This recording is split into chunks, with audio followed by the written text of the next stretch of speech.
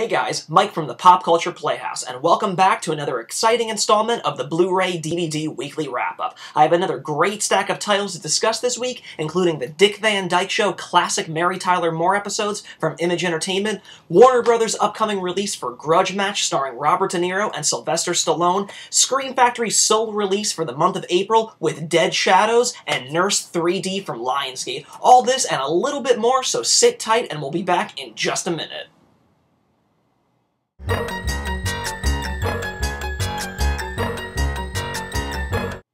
Alrighty guys, and welcome back to the Blu-ray DVD Weekly Wrap-Up. The first title we're going to be talking about is available right now from Image Entertainment, and it's the Dick Van Dyke Show classic Mary Tyler Moore episodes. Now, this synonymous sitcom from the 1960s ran for 5 seasons from 1961 all the way to 1966. Starring Dick Van Dyke and Mary Tyler Moore and created by the iconic Carl Reiner, this show is just classic for a multitude of reasons. I grew up watching it on Nick at Night as a kid, and I really loved it. It's a sitcom like this that really stands the test of time, and it's just, a real credit to the comedic timing and the comedic writing, that the show had to offer. Great comedic performances from Dick Van Dyke and Mary Tyler Moore. Their chemistry just oozed off the screen in every single episode. It's just such a great, wholesome family show that's really lacking, in today's TV culture, but I love Dick Van Dyke. I just think it's so great. It still holds up after all these years, and I just love revisiting all these episodes. Now,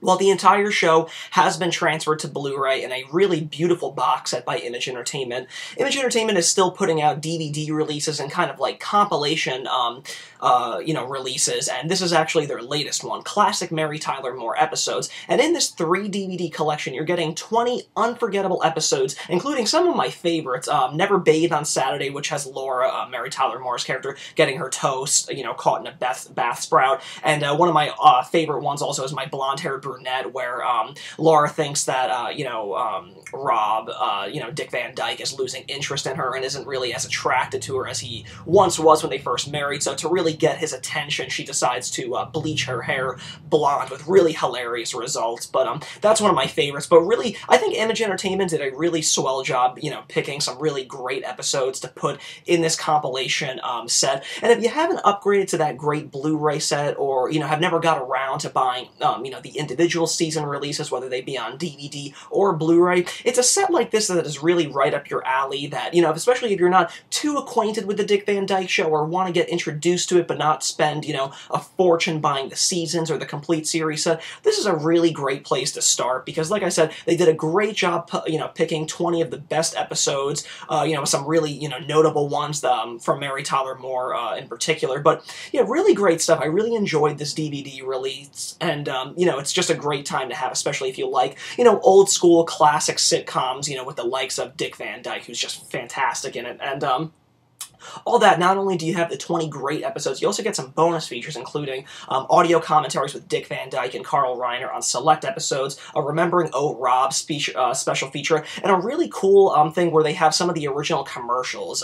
Back then, there would be, advertisements, sponsors for the show, and, Dick Van Dyke or whomever, in between, commercial breaks would advertise for them, and, some of them are like, laundry detergent, or, something as taboo today is, a tobacco company. You see Dick Van Dyke kind of smoking the cigarette and promoting them and stuff like that. So you wouldn't really see something like that for, today for, a family sitcom, to promote tobacco or anything. But it's a cool, testament of that time, just to see how far and, how, much things have changed since then. But it's really cool to see those included on this DVD set. Something like that could have easily just been thrown away and, lost to time. But it's really cool that it's included on this set. But like I said, if you're a fan of classic TV sitcoms, if you've always heard about the Dick Van Dyke Show but have never gotten around to checking it out, and have never picked up those seasons or, the more expensive Blu-ray complete series box set, the Dick Van Dyke Show classic Mary Tyler Moore episodes is a great place to start. It has 20 unforgettable episodes and an awesome array of special features. So definitely scoop it up. It's available today from Image Entertainment. And the next title we're going to be taking a look at is available next Tuesday, April 8th from Warner Brothers, and it's Grudge Match, starring Robert De Niro and Sylvester Stallone. In Grudge Match, it stars Stallone and De Niro playing two boxing heavyweight champions who, after a 30-year grudge, have been lured back into the ring by a boxing promoter to settle the score one final time. Now, I was really excited to check this one out, obviously for the big, mystique on bringing two, really iconic actors that had, probably some of the greatest boxing performances in film history together in a boxing comedy of sorts. So that alone had enough, intrigue for me to want to check this one out. And while I had really high hopes for it, De Niro, his roles have been kind of hit or miss in the last few years, really kind of serving up some pretty mediocre comedies, with the exception of things like Silver Linings Playbook, while Sylvester Stallone's career has been doing pretty well, in recent time, with Rambo and, doing, Rocky, and of course, reaching all new sorts of success with the Expendables series. So, for them to kind of, join together to do a boxing, comedy of sorts about, two older boxers well into their 60s, seemed like there was going to be enough there. Unfortunately, this film, just suffers from never being that funny, which is a shame because both actors are, more than capable of handling comedic material, but the story just didn't really call for it. The script wasn't really that up to par where they could really stretch their comedic muscles. I think that there may have been, maybe one or two instances where I laughed out loud on this. There just wasn't really much there to kind of call this, anything, memorable, which is a real shame. In this film, you also have cool supporting appearances from Kevin Hart, who plays the boxing promoter, who kind of slimes his way, into Stallone and De Niro's lives to kind of, draw them back into the ring to settle this 30-year grudge. You also have a cool appearance from Kim Basinger, who plays the former girlfriend of Stallone's character. And, throughout the film, you kind of learn that there was a lot of drama that happened 30 years ago where Basinger ended up sleeping with De Niro's character, kind of, creating this big drama and big forge, obviously, with her relationship with Stallone. You also have a cool appearance from Alan Arkin, who plays Stallone's boxing trainer. He has some of the more, while it's not many, he has probably more of, the humorous, comedic moments in it. He has some bantering moments with Kevin Hart, which is actually pretty funny, and more of that would have definitely been welcome. But, for a boxing, film, with, film titans like this in it, you just would have expected so much more. And, like I said, it's just a real shame because I think that this film could have been a lot funnier than it really was, but it just kind of ended off being a bit of a mediocre mess, which is a real shame. So, while I wasn't the biggest fan of it, I was happy to check it out because, like I said, love De Niro, in Raging Bull, love Stallone and Rocky. So just kind of seeing these two boxing titans, share the screen, in a boxing setting again, is pretty cool because this was a really off-the-wall concept that, a lot of people would have never imagined. I remember when this film first got announced and I was kind of raising my eyebrow on it, but I was still, very intrigued to check it out. But unfortunately, it's nothing memorable and nothing that I can really recommend. All that said, there are some pretty cool special features on this, like an in-the-ring featurette with Kevin Hart. You have a Kevin Hart unedited featurette. You also get a ringside with Tyson and Holyfield.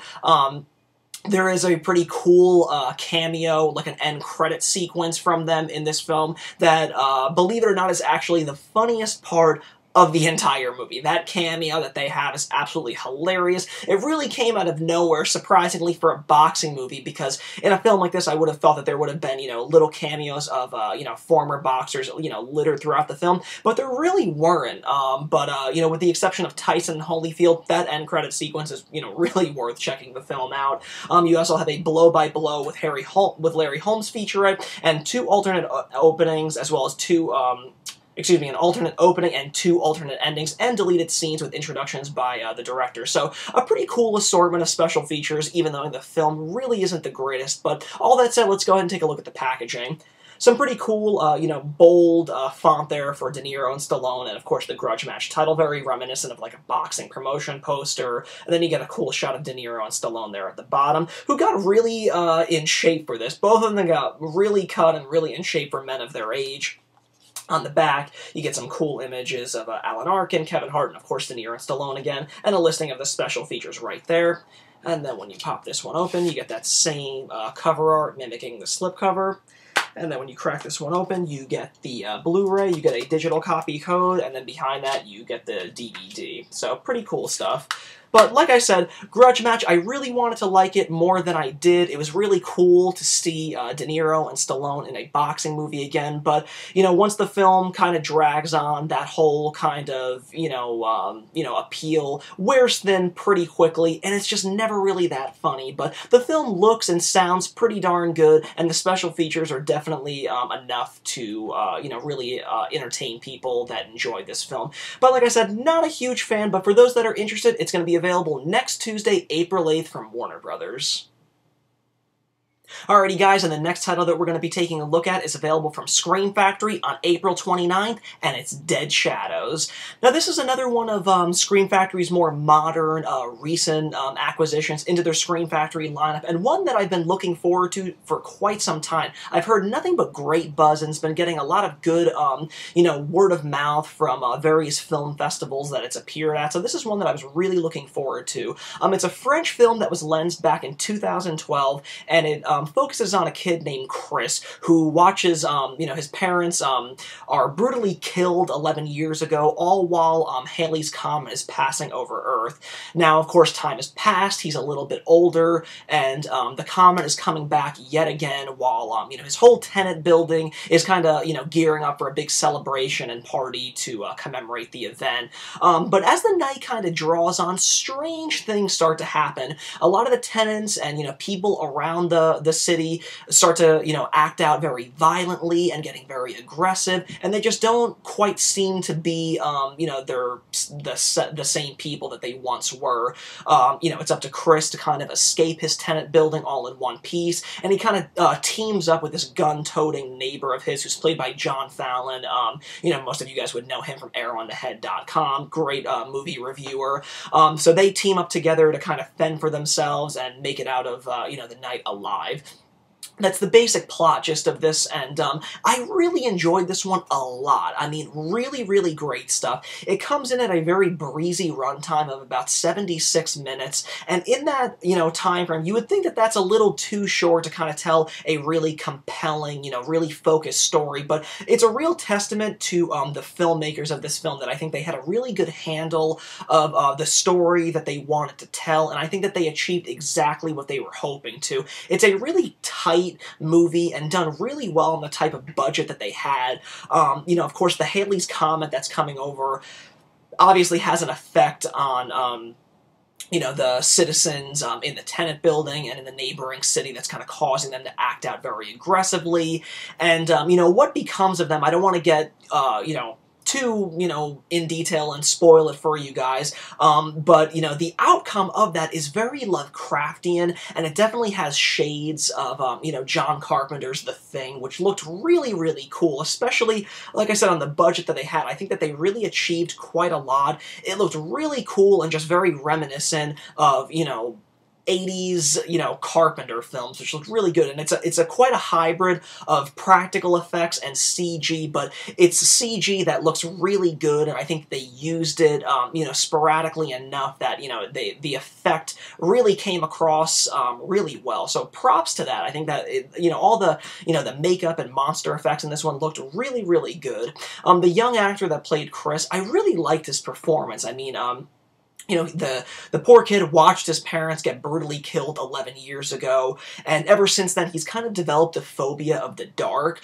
So, when Halley's Comet is kind of coming across yet again, all electricity and all phone lines are down, so the whole city kind of becomes this, really pitch black area, and that kind of makes it all the worse for Chris. Not only is he trying to fend for, his life and kind of beat off people that are, acting very violent and trying to kill him, but he's also dealing with the anxiety of the dark, which he's feared for many, many years. But, I just liked that whole kind of psychological thing that was going on in his head, of course, with, all the craziness that's going around him in the city. John Fallon is really awesome in this film. I really liked, I thought that he complimented Chris's performance really well. He's just this no BS tenant who kind of stocks up on tons of guns and, you know, a samurai sword and kind of goes out there and doesn't take anything from anybody. He even tells Chris, women, children, it doesn't matter if anybody comes up to us, we're killing them. So really, he really sticks to his guns, and, you know, he's a real badass. So I really liked his performance and the very cool stuff. Like I said, it's a very breezy runtime, but,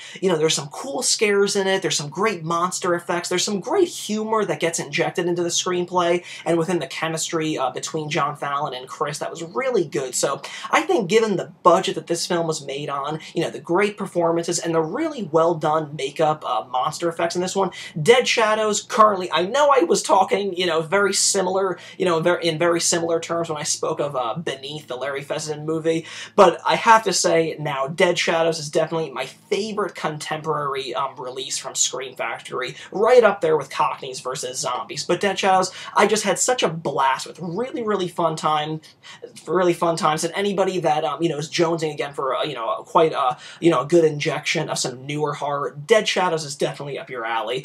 But all that said, you have a great array of special features on here. You have a making of special effects featurette. You have a deleted scenes featurette, an interview with producer and director David Chaloe, which is like a half-hour interview, which is really great. Gives you a nice behind-the-scenes look at the film.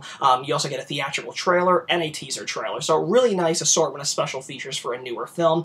Let's go ahead and check out that package art. Really cool image of Chris with baseball bats, which he uses a lot to fend off all the people that are trying to attack him. And then when you flip that over, you get a description of the film, special features, and some cool screen grabs. You get John Fallon over here. And then taking that one off, you also get a reversible cover art, which I already have flipped over to show you guys. Really cool stuff. I kind of like that you kind of get a little bit of a sneak peek at the monsters, like the creatures that you see, like some tentacles going on there. Very reminiscent, like I said, of John Carpenter's The Thing. Flipping this one over again, some different screen grabs.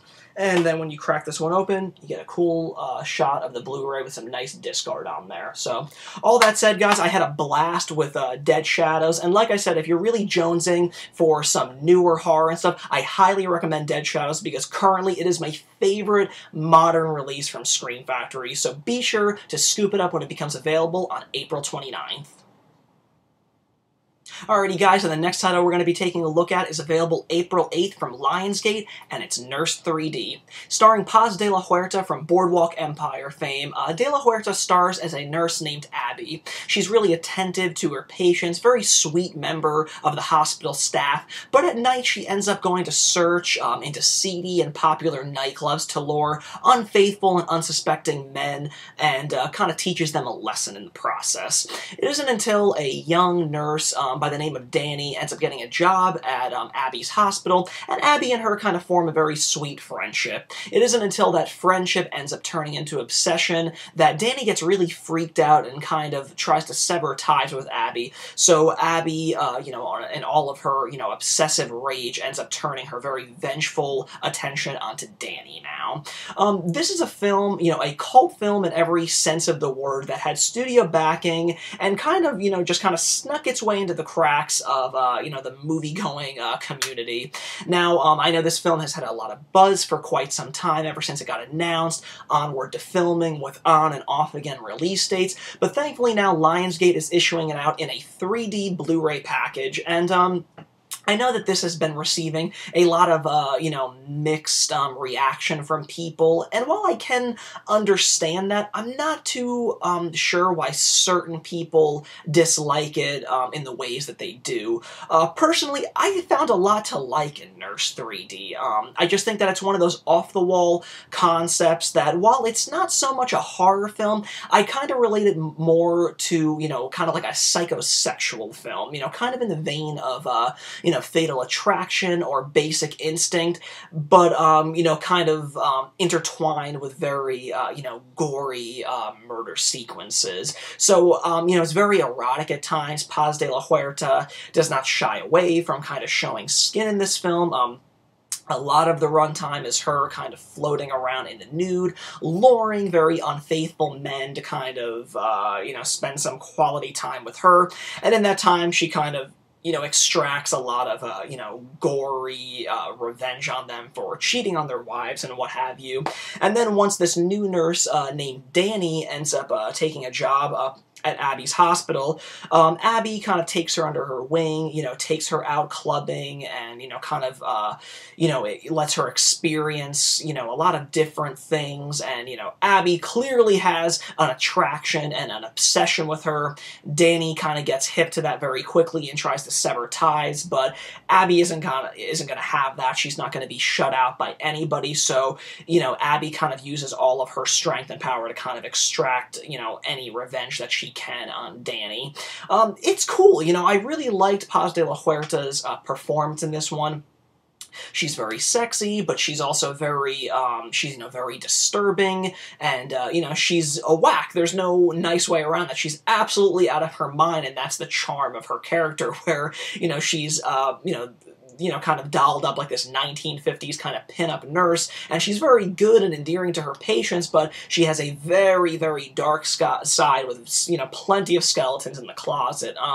You know, an unusual film you would think to be shot in 3D. I will admit it definitely seems like it, but, you know, the director and, you know, the film team definitely made a lot of great use of the 3D technology. They used it most well during murder sequences, you know, really putting, you know, the point of view of the murder and kind of immersing it in the 3D environment. You know, off the top of my head, there's one moment where Paz de la Huerta is kind of injecting a would-be victim with a syringe, and the camera kind of goes in the perspective of the syringe, and as, you know, the liquid that she's injecting into him kind of pushes through the needle.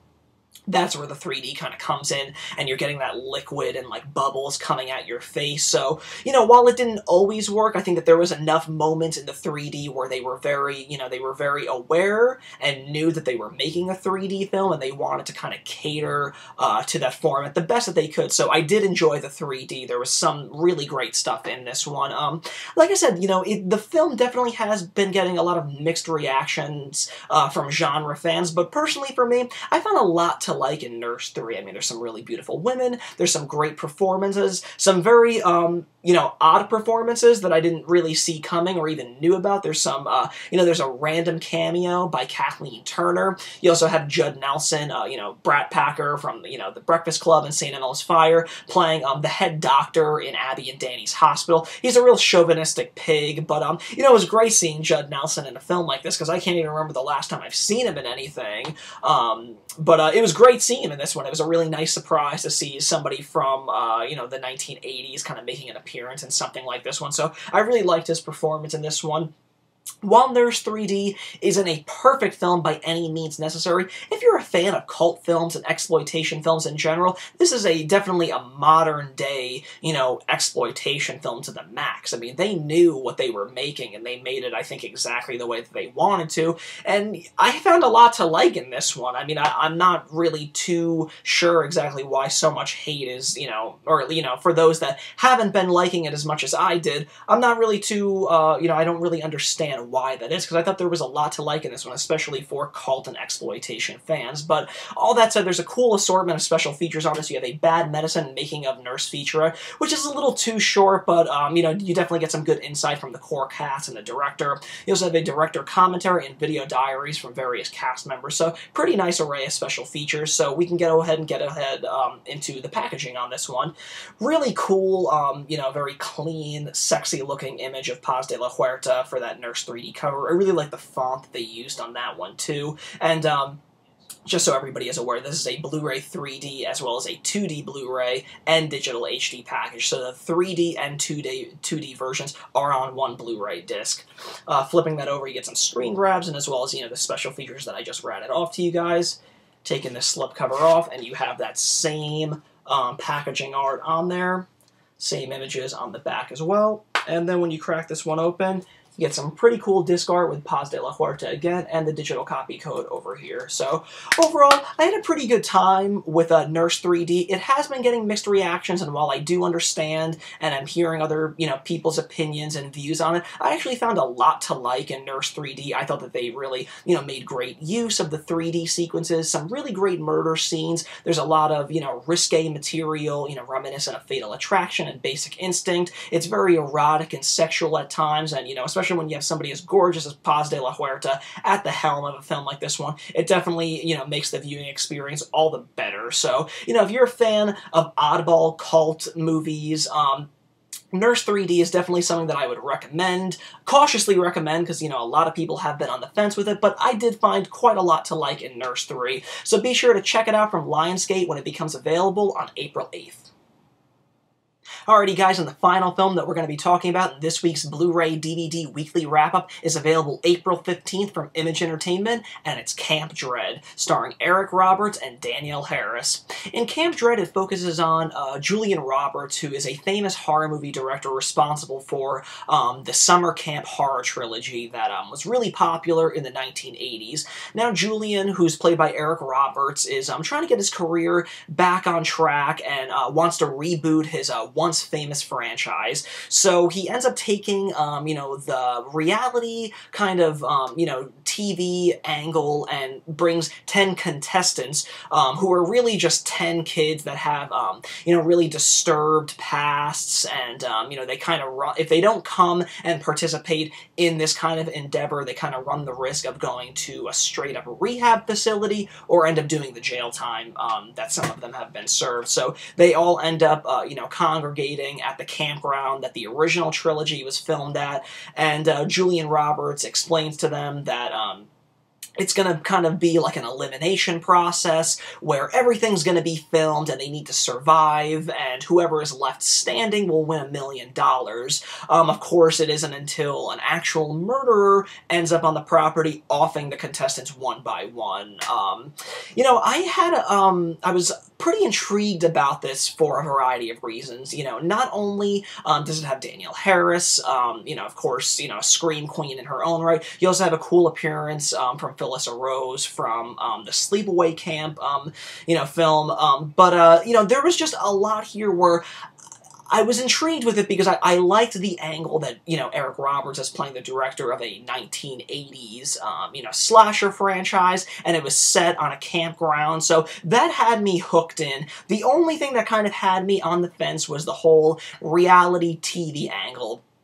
I thought that whole, angle for the film was it was going to overpower the rest of the film, and it was going to feel more about, a real-time kind of reality television, Drek as opposed to kind of recapturing, slasher movies. So I went into this film cautiously, but in the end, I was actually pleasantly surprised with how much I enjoyed this film. Again, these 10 contestants all come from very disturbed backgrounds. All of them have, their reasons for being there, but they all end up agreeing to participate in this, not only to, have a chance at winning $1 million, but they also don't want to spend, their time in rehab or worse yet, jail. So, Julian calls them all down there, and he also has Felissa Rose actually plays the star of his original summer camp horror trilogy, and she's now, moved on from the horror movie business, and now she's a counselor, so she's kind of been called back to participate as kind of like a therapist for these kids while they're going through, the challenges and what have you, and of course surviving the whole event. So it's really cool to see Felissa Rose in it because, she definitely plays a pretty prominent role in it.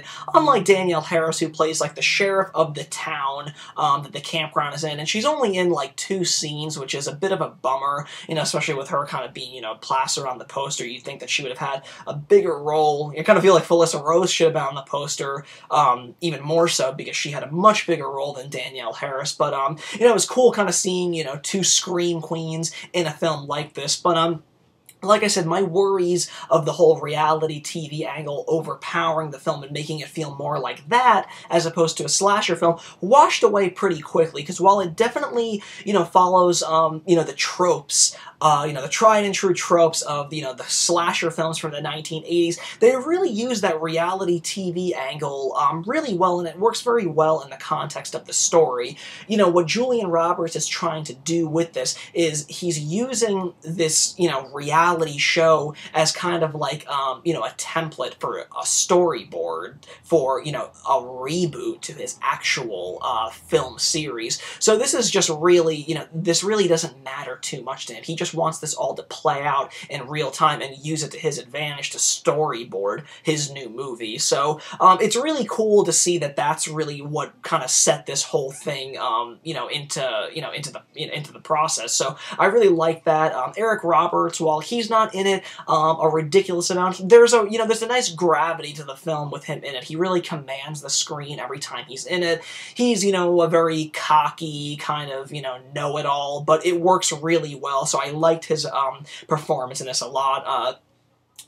Going back to the whole slasher movie tropes in this one, it works really well. Of course, the obvious, it's being set on a campground, and of course, as these kids are being offed one by one, there's some really cool death sequences in this that are done, at least by my eye. All of them seem to be done practically and worked really well. I really like that there's one death scene in particular towards the end of the film that they even say has never been seen in a slasher movie before, and whether that be true or not, I don't think I've ever seen it. I thought it was pretty hilarious and pretty cool how it was done. So, yeah, there's some really cool wild kills in this one that, really felt reminiscent of those great slasher movies from the 1980s. So, while it's not a perfect film from, by any means, I actually had a lot more fun with this than I would have ever expected for a new age slasher film. So, you get cool performances, some pretty cool death sequences, a little, not enough Danielle Harris, but it was still really great to see Felissa Rose in a, really nice prominent role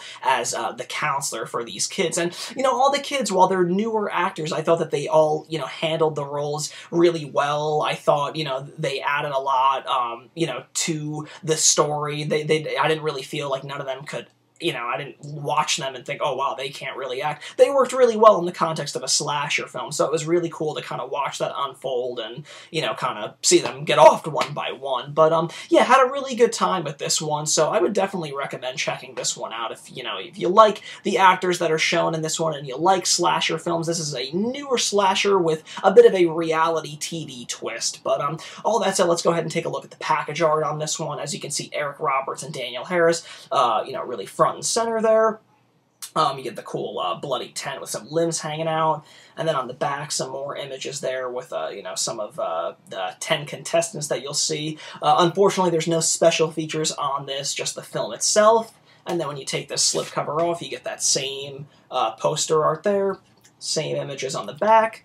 And then when you pop this one open, you get some pretty cool disc art with that bloody tent again, and some advertisements for some other horror-related Image Entertainment titles. But, all that said, had a really good time with Cam Dread, a lot better time than I would have expected. It's a cool new age slasher film with some familiar faces from horror movies, past, but, the film in and of itself has does a real nice twist utilizing, reality TV techniques, but definitely doesn't overpower the film and make it feel like you're watching some crummy reality TV show. Definitely feels like it's following, slasher movie tropes, and there's some really cool practical death sequences in this. So if you're a fan of slashers and the people shown in this one, definitely pick it up on April 15th from Image Entertainment. Alrighty guys, and that about does it for this week's installment of the Blu-ray DVD Weekly Wrap-Up. Be sure to head over to mikespopculture.com to check out one of my more recent written reviews for Vinegar Syndrome's Lust for Freedom, a really great exploitation women in prisons film. And be sure to stay tuned because we're going to have upcoming advanced reviews for Shout Factory's collector's edition of Sophie's Choice starring Meryl Streep and Kevin Kline, as well as the complete third season of Newhart. All this and much more, so be sure to stay subscribed, like the Facebook page, and all that jazz, and I'll see you guys next time. Thanks again for tuning in.